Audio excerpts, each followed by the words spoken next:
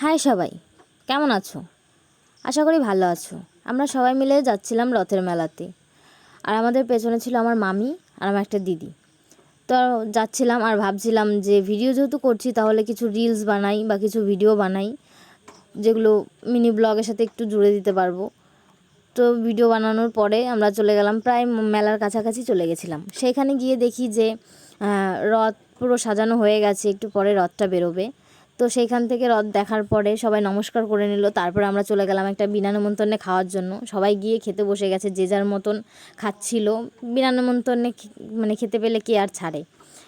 তারপরে খাওয়া দাওয়ার পরে রথের কাছাকাছি এসে দেখি যে রথ অনেকটাই চলে গেছে। সেখান থেকে আমরা দৌড়ে গিয়ে ধরলাম।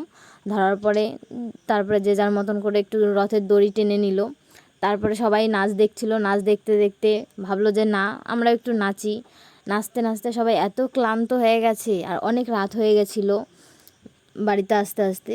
তো আর যা যা খেয়েছি বা যা যা কিনেছি কোনো ভিডিও ক্লিপ নিতে পারিনি। আর তোমরা যদি ভাবো যে ওটা বিনা নিমন্ত্রণ ছিল, না, ওটা ছিল আমার মামার শ্বশুরবাড়ি। কেমন হয়েছে একটু